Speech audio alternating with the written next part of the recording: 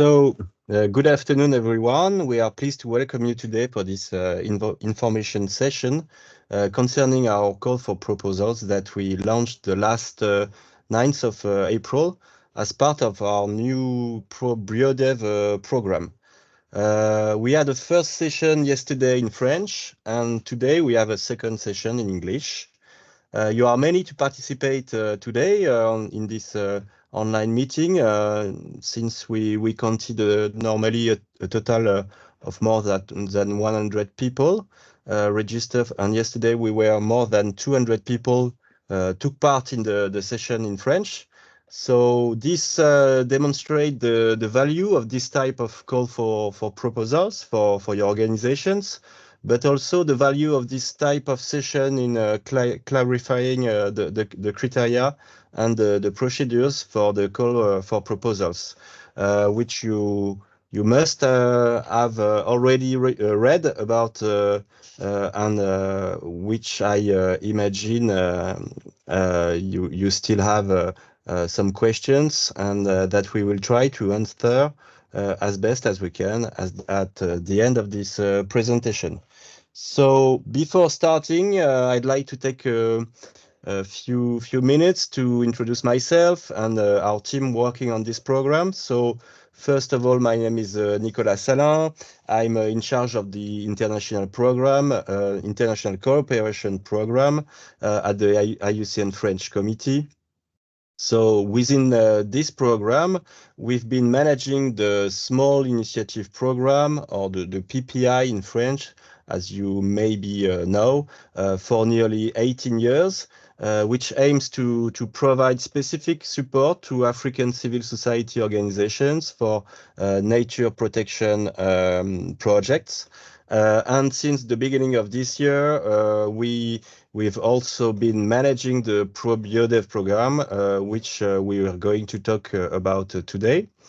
So I will give you the floor to Sarah and Magali, so that they can introduce themselves and remind us some of rules for this session. So Sarah, the floor is yours. Thank you, Nicolas, and hello, everyone. My name is Sarah Betty, and I'm part as well of the International Cooperation Program at the IUCN French Committee. And here within the ProBioDev program, I work to support biodiversity civil society organizations operating in developing countries. And as part of this call of proposals, I will be coordinating the project selection, contracting, monitoring, and evaluation, and also the coordination of capacity building initiatives for the organizations and the strengthening of their partnerships. And I will pass it on to Magali. Yes, hi everyone. So I am Magali Posin. I'm a Developing Countries and Biodiversity Project Officer, and I am with Sarah implementing ProBioDev program. And today for this session, I will be moderating the question. So I ask you to ask all your questions in the Q&A section. And like that, you can also like the question other people asked, and I will prioritize them for the session after the presentation that Sarah and Nicolas will make. Thank you, Magali. So we can start first with the agenda. So as you can see for today, first we will present the ProBioDev program. Secondly, Sarah will explain to you the eligibility and selection criteria for the call for proposals. After that, we will try to explain you how to apply to the call for the proposals. There will be also a session to explain the selection process, a reminder for the calendar, and at the end, as Magali said, you will be able to ask ask questions, and we will try to answer to you. So So yes, first of all, so the ProBioDev program, it means support program for biodiversity civil society organizations active in developing countries.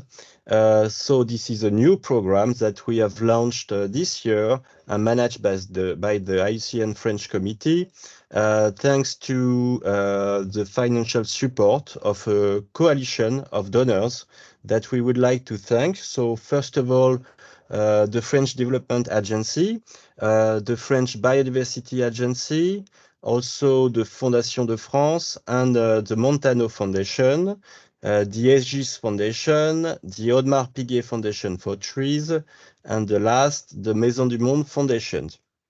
So this is a 3-year program with overall aim of improving the biodiversity status in developing countries through the action of civil society, acting mainly on 2 aspects. First, developing and supporting partnerships between French and local civil society organizations to implement and to manage biodiversity protection projects. And secondly, the civil society organizations supported through the funding will also benefit from organizational and technical support, as well as strengthening their partnerships. So this approach aims to increase the capacity of biodiversity organizations to respond to local and global biodiversity issues, while targeting the objectives set out in the global biodiversity framework and also to the sustainable development goals. So the approach and philosophy of the program is therefore to encourage balanced and mutual partnerships to strengthen the impact of the projects. So, and now Sarah will give you an overview of the criteria for the call of projects. So Sarah, the floor is yours. Thank you, Nicolas. As part of the first component of the ProBioDev program, which focuses on developing and supporting partnerships between French and local civil society organizations in the implementation and management of biodiversity protection projects. So we recently launched a call for proposals, as Nicolas mentioned, on April 9th. And so now we will delve together into each of the eligibility criterion. So firstly, who is the target audience? We specifically target partnerships between a French civil society organization, so CSO, and a local CSO registered in a country eligible for official development assistance, with both organizations existing for at least 2 years. So one will be designated as project leader and the other one as a main partner organization. So specifically for French CSOs, eligible entities include all French associations operating under the law of 1901, non-profit associations governed by local law in Alsace-Moselle, French trade unions, and French foundations recognized as serving the public interest that implement international solidarity actions. For local CSOs, eligible entities include any non-governmental associations or organization operating according to the national legislation in a country eligible for official development assistance, independent from national governments, the private sector, and any international organizations, but most importantly with their own governance. So there's few key points regarding CSO eligibility, which are very important to take in mind. So firstly, should be noted that 2 branches or offices belonging to the same organization will not be eligible to form a partnership, because both civil society organizations forming this partnership must be independent with their own governance. Also, what's called the redistributive associations and foundations who are not engaged in field actions won't be eligible as well as project leaders or main partners. It is also possible to include other secondary technical partners in the project with the possibility of reversing part of the funds for the implementation of certain project activities, because we do recognize that this can enhance the overall project implementation and impact. And finally, under certain conditions, it is possible to involve up to 3 CSOs maximum. But yeah, again, here it's necessary to demonstrate the relevance, the complementary expertise and support, as well as the consistency with the project's objectives. And also it's important to keep in mind that the total amount allocated for the project and the budget allocated for capacity building initiatives and their partnerships will remain the same as those for the projects involving only 2 organizations. So now regarding country eligibility, we target all countries eligible for official development assistance in accordance with the list established by the Development Assistance Committee from the Organization for Economic Cooperation and Development. It's important to keep in mind that we give particular priority to initiatives located in Africa, which will represent 50% of the overall funding allocation. And it's also important to note that since this initiative is partially funded by French public funds, the use of these funds, both at the time of the project award and during project implementation, will be subject to the absence of restrictions from the French government. And so this restriction can also vary depending on geopolitical events. And so we are obliged to comply with these conditions throughout the project implementation. So we will now move on to the eligibility of the teams and planned activities for the projects. So we will fund initiatives focusing on 2 main themes. So firstly, biodiversity conservation actions, and secondly, nature-based solutions, or NBS, that offer specific responses to adaptation and mitigation challenges posed by climate change by focusing on the preservation, restoration, and sustainable management of ecosystems. So the main objective for the projects is to address at least one of the coming Montreal global biodiversity frameworks targets to ensure that projects contribute to the global biodiversity conservation goals.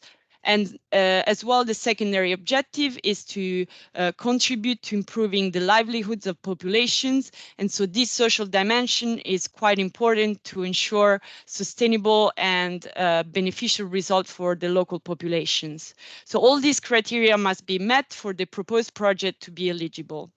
So now we'll give you some examples of biodiversity conservation activities, which include the educational or awareness campaigns or nature conservation, the establishment, management, or governance of protected and conserved areas, so other effective area-based conservation measures, conservation actions for threatened species to prevent species extinction and restore their populations, the preservation and restoration of ecosystems and natural habitats, the sustainable use of natural resources and equitable sharing of conservation benefits, and as well the actions to prevent poaching, illegal wildlife trafficking, and as well to resolve human-wildlife conflicts.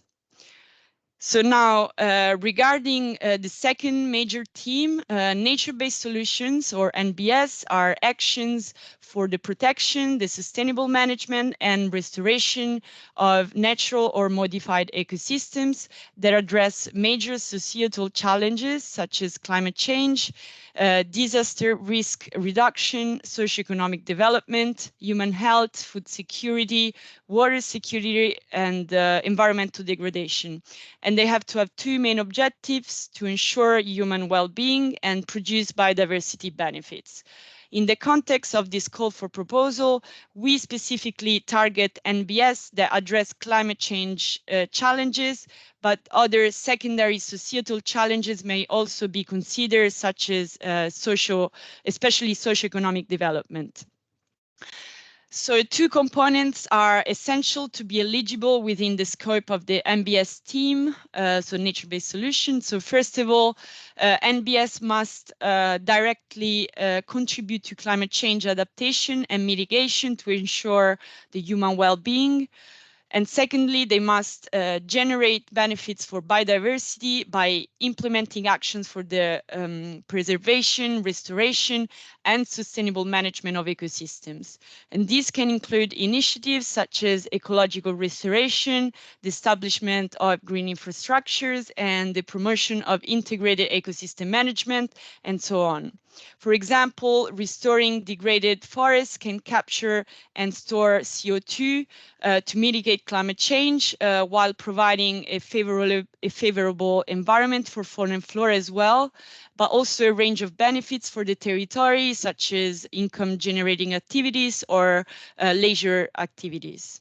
So to facilitate the adoption of nature-based solutions, we advise you to consult this framework, which was developed by the IUCN. It's a framework for the verification, design, and scaling up of NBS, and is available on our website. So just to finish up with the eligible teams, it is important to keep in mind that certain activities will not be eligible for funding. So this includes all capacity building or scientific research programs that are not directly related to a conservation project and focus primarily on seminars and training sessions. Also, the sustainable development projects where nature and conservation is not the primary objective.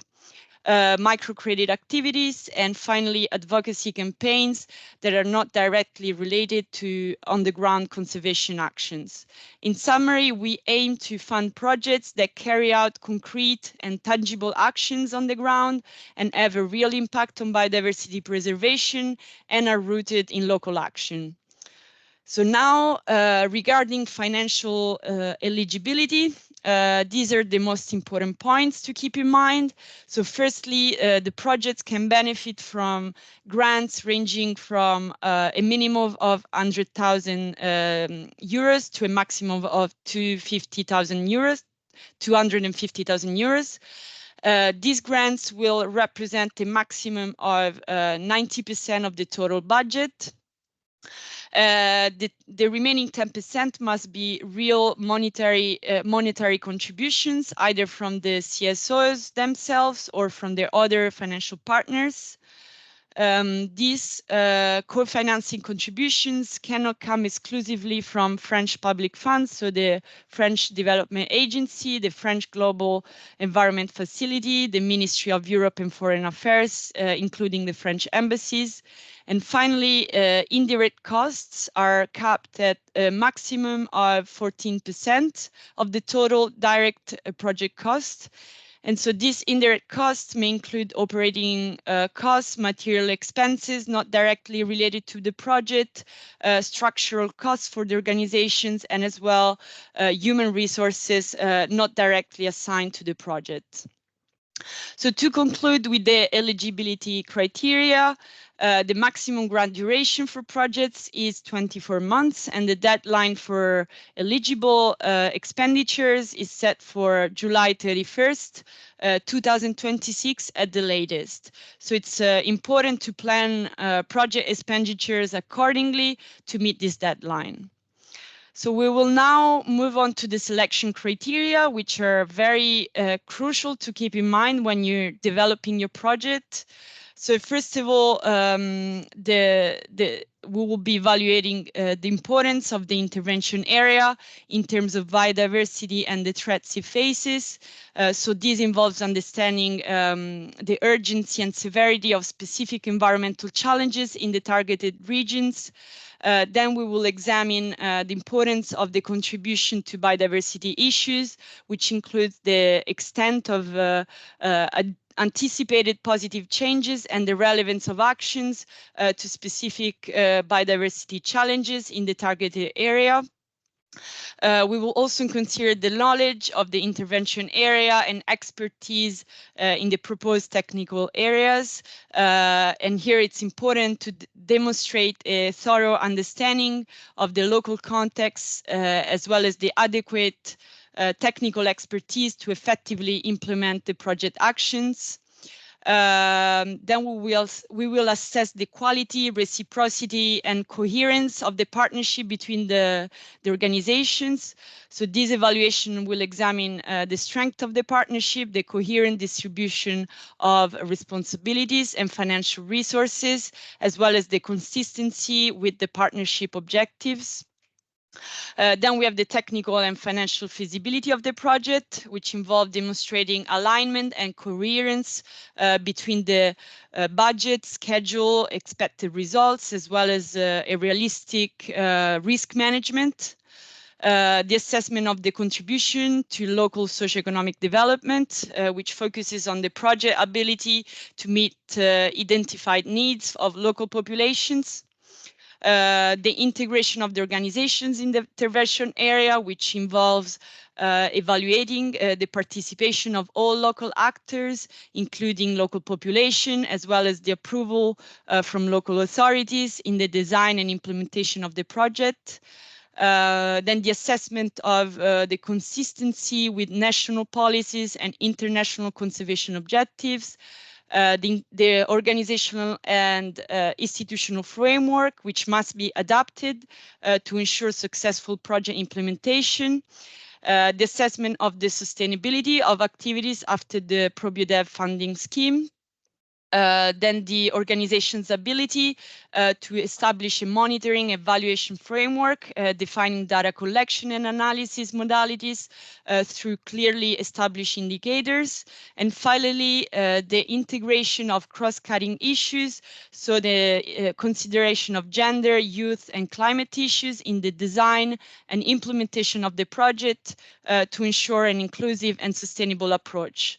So in summary, this selection criteria will enable the selection committee to ensure a transparent and methodical process aimed at selecting the most promising projects. So how to respond to this call for proposals?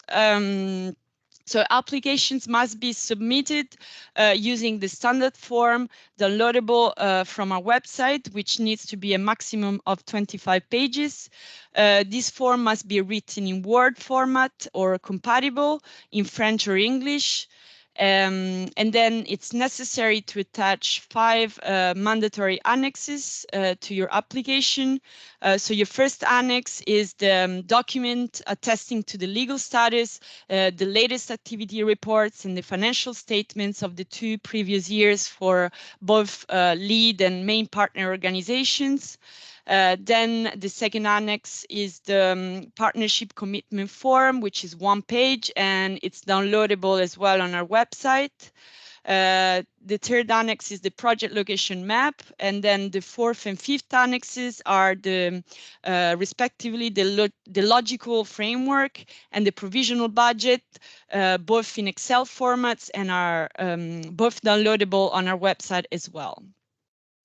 So to facilitate the selection process, please name your application documents with the name of the country, the name of the leader organization, and the name of the main partner. Then please number the pages and format the document, and then you can send everything by email into 2 separate attachments. The first attachment is the completed grant application form, and the second attachment will be a compressed folder where all the annexes are grouped together. The deadline for submitting complete applications is May 26th, 2024 at 11:59 p.m. Paris time.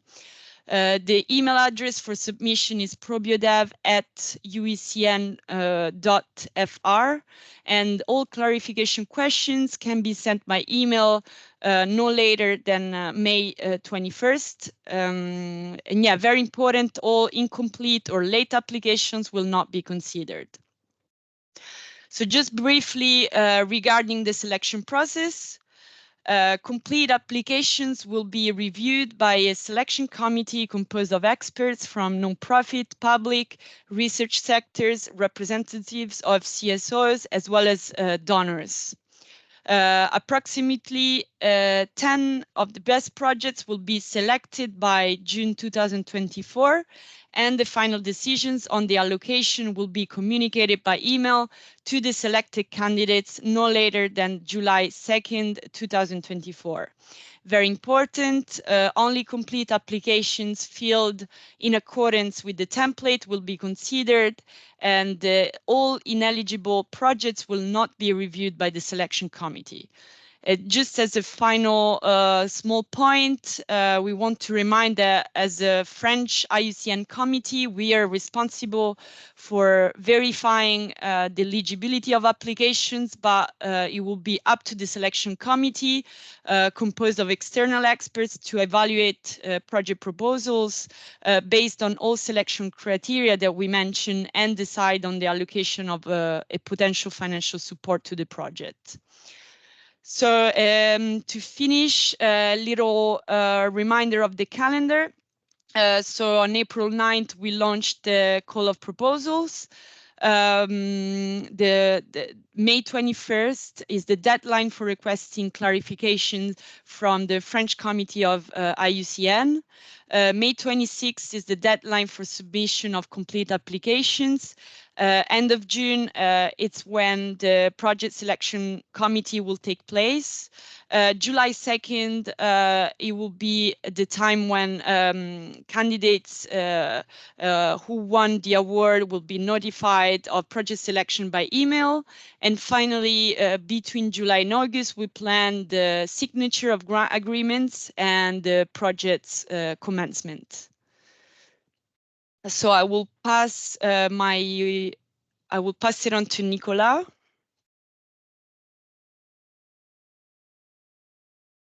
Thank you, Sarah, for these very clear explanations. So now a few words about the capacity building component of the program. So the CSO will have also access to capacity building support, the aim of which will be to support the development of organizational or technical skills at individual level. They also be supported in strengthening their partnership to enhance added value and sustainability of this partnership. So for this component, a specific approach will be implemented throughout the duration of the project by coordinators who will be specifically employed. So this approach will be implemented in 3 stages. So first of all, supporting CSOs in evaluation of their capacities. Secondly, the development of capacity building action plan based on the evaluation. And third, the implementation of the action plan. So all of this work will be carried out at a bit later once the project will be started and will continue even after the project funding with a specific budget to be discussed with each organization. So thank you for your attention, and now we are going to have some time to take some questions you've asked, and we'll try to answer them. Thank you.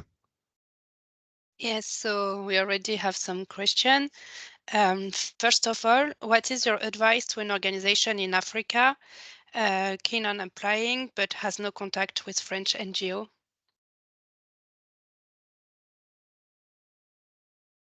You can start, Sarah, if you want. We can. Sorry, I was muted. Sorry. Yes. Yes, I can answer to that question. So, yeah, we actually had multiple questions about this partnership question, and so what we are replying is that if you, based on the guidelines of this call for proposals, you can see that the quality and the solidity and the coherence of the partnership between two organizations are quite important in the selection process. And so your partnership is quite specific and relevant to the project that you want to propose. So we cannot, as the IUCN French Committee, directly match you with a potential French organization or guide you in the process of establishing partnerships, because it really needs to be specific to your needs and the objectives of the project that you would like to propose. But we do encourage, obviously, the formation of complementary partnerships where you can you can highlight the added value of each of the organization. Okay, thank you. And we Thank have you. another question. Is our first stages of an ecological restoration project, such as ethology diagnosis studies, could be eligible? So that's quite of a technical questions, I guess. And if you met the eligibility criteria that we discussed, it will be up to the selection committee to evaluate the technical expertise and area what the project is proposing. So if you meet the criteria of the teams that we discussed, you may as well be able to to send your applications in. Yeah. Maybe I can add something on this point. If your project is only on ecological restoration diagnosis studies, I think it could not be eligible, because you must also have concrete actions on the ground to support biodiversity conservation. So you can have some diagnosis studies, but not only. You also need to have concrete actions. Okay, thank you. Then, if a project is selected, how the payment will be done, based on deliverables or on a percentage upon signature of the grant? So correctly, if I'm wrong, Nicola, but I think so. A part of it will be sent upon signature. Then there will be a second part will be at the in the middle of the project, and that there will be a last very small percent that will be sent upon completion of the project. And just to also to give a little precision, the funds will be sent solely to the leader organization, not to both organizations. So that's how we will. So we will sign an agreement only with the leader organization. And so it will be then this organization that will deal and manage the financial resources with the other organization, the main partner. Okay. And is it possible to apply on the both teams, so biodiversity conservation and nature-based solution? Yes, you can. Obviously, again, the projects technical wise needs to be coherent and have specific objectives, but obviously we do encourage, we said that one shouldn't exclude the other. You can definitely have both teams in your project development. Yeah. Okay. And is the grant can support salaries? Yes, it does. So in the if you look as well at the budget, provisional budget template, you will see that you will have a list of categories that are allowed for the budget provision. And there is definitely a salary component that can be included. The most important thing is that you need to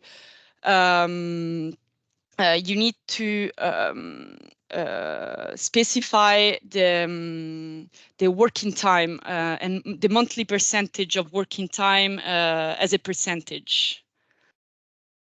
Okay. And another question on the budget. Is there a percentage allocation in the budget between the different lines? For example, is there a percentage for human resources? No, there are no strict rules in terms of budget allocation. But obviously, as we also mentioned during the selection criteria slide, so the budget needs to be coherent with with the objectives of the project that you're trying to propose. But definitely, there's no strict rules, and it's also not mandatory to have a 50-50 equal distribution between the two organizations. So yes, the budget. It's really one of the element of selection process as well. So you need to take that into account, as well as the financial feasibility of the project. Okay. Maybe if I can add something yet, there's no rules between concerning the repartition of the budget, but there's one rule concerning the indirect costs. So the maximum indirect cost for the budget is capped at 14% of the project total cost. So this cost may include the indirect cost of the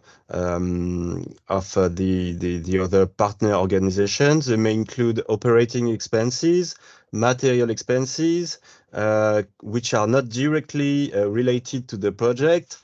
Also structural costs of the CSOs, as well as human resources that are not directly assigned to the project. So if you want more information on these indirect costs, you can see on the budget template of the call for proposal. There's all the details. Okay. Another question. Is there a defined ratio between middle-income countries and low-income countries? In terms of project selection, you think, yes, geographically wise?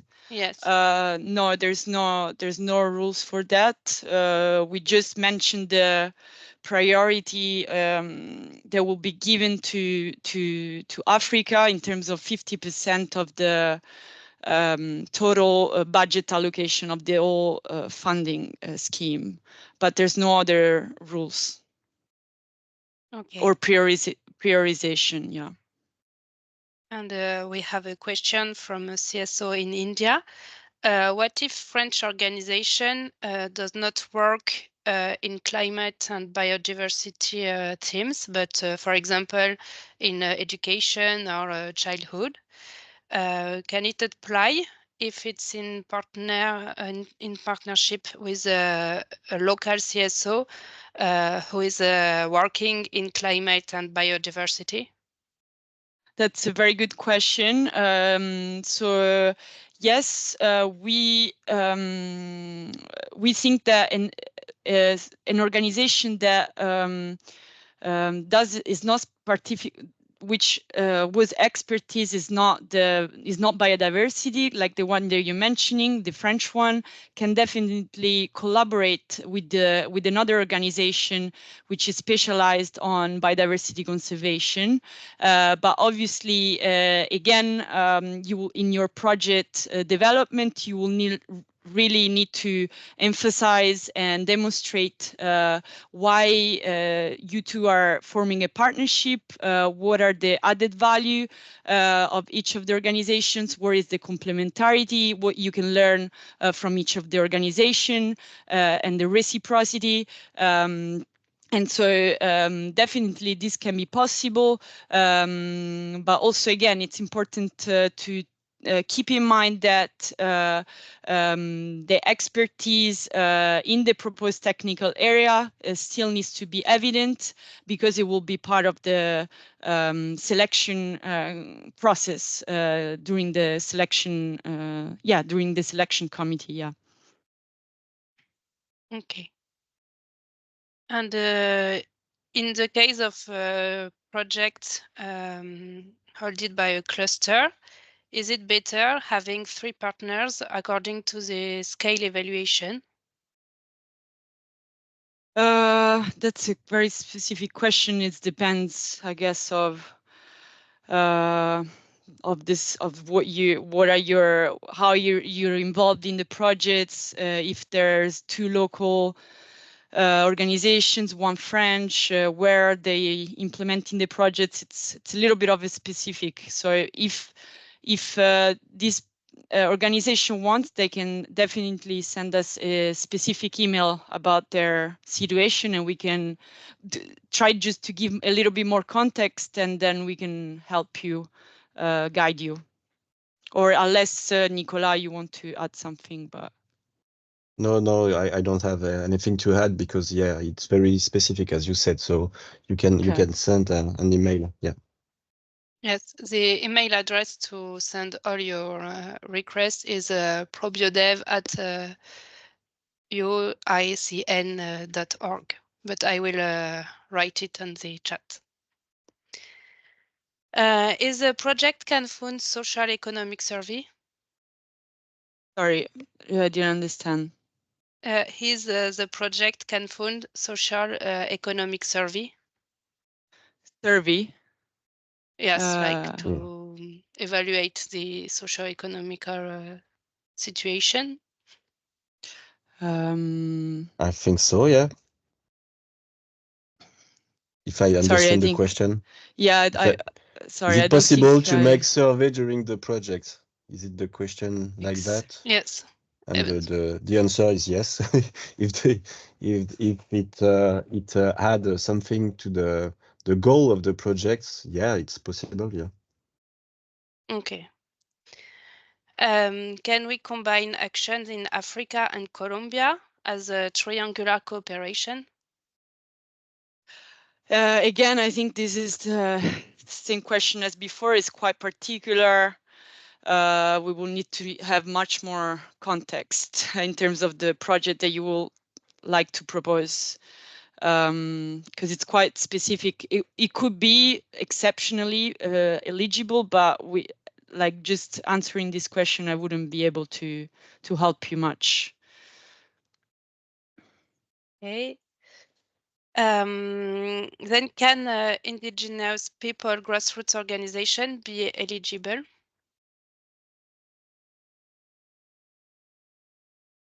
I think they can be eligible as secondary technical partners. Well, maybe you can answer that one, Nicolas. I'm not sure. It depends on the status of the organization. Is the organization have a status or not, and what kind? So yeah, it's very specific. So that's the same answer. And maybe you can send the specific question and with the status of the organization, and we can try to answer you as best as we can. Yeah. What is the expected start date of the project? So we said ideally we would like to sign the agreements between July and August so that the projects can start straight away, but we don't have a definite strict rule of when the project should start. We only set a deadline for project expenditures, which is the 31st of July 2026. But yeah, there's no strict rules of when the project should start. Okay. And is it mandatory that the French partner be an NGO?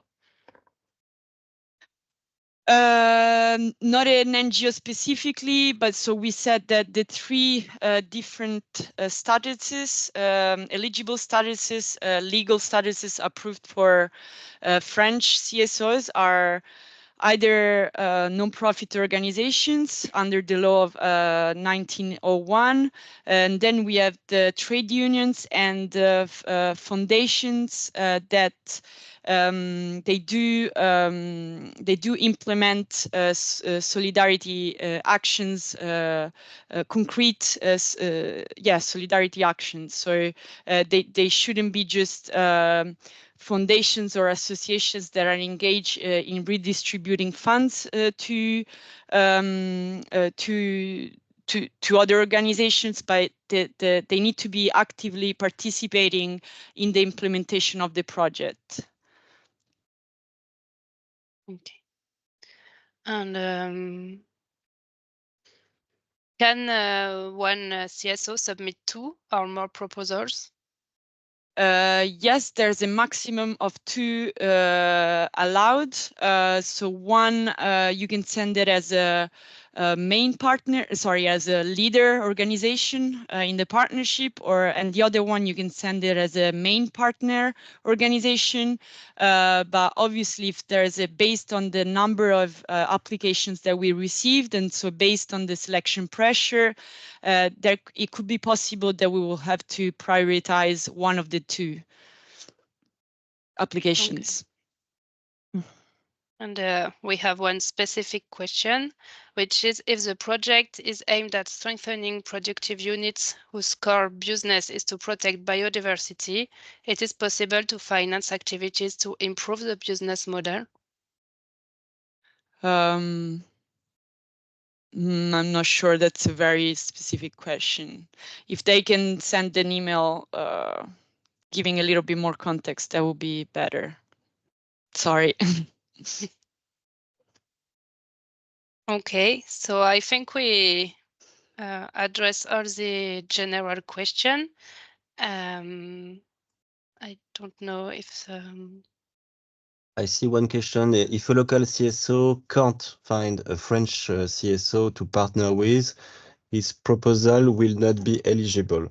Yeah, that's true. We are thorough about that, but you really have to find a partner, a French partner, to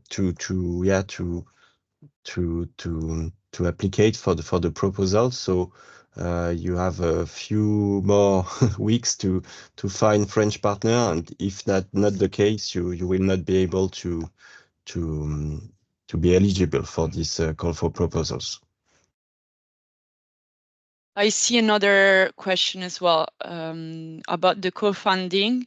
They're asking if the co-funding cannot be from French. So they said the co-funding cannot be from French governmental entities. What about French private entities?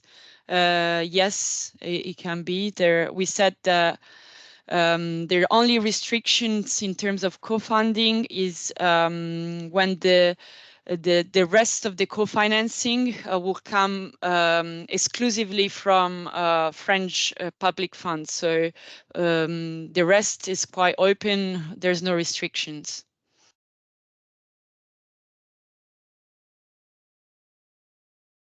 I can see also one more question. Can Colombia participate in the call? So yes, because Yes. Colombia is part of the eligible countries.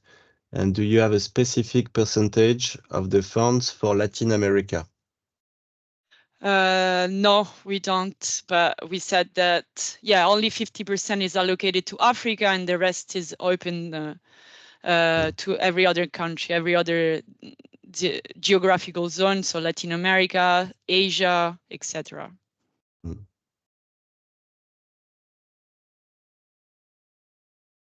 Okay. We have often the question, is Yemen eligible to apply for the grant? And it is part of the list of the OECD. So yes, Yemen is eligible. Yes.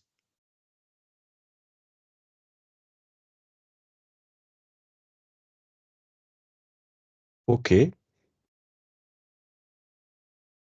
If all the questions are okay, we can maybe close the webinar.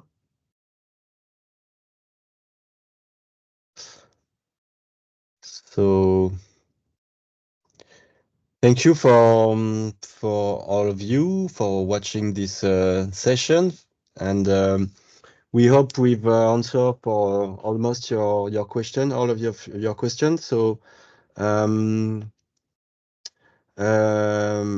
so don't hesitate to keep asking us some question at the email probiodev@uicn.fr. We look forward to reading your proposals, and it was a pleasure to explain you all these criteria. So thank you very much, Sarah. Thank you very much, Magali. I don't know if you want to add some few words, but thank you for all of you, and good luck for your application, and see you soon, we hope. Yes, thank you for all of you. And as I mentioned it on the chat, the record of the session will be available on the webpage of the Call for Project. Thank you, Magali. Thank you, Nicolas. Thank you, everyone, for participating. And thanks as well to our donors. Yes, good luck. And again, do not hesitate to contact us by email. We will be available to answer all your questions. Thank you, and have a great afternoon. Thank you. Bye-bye. Thank you.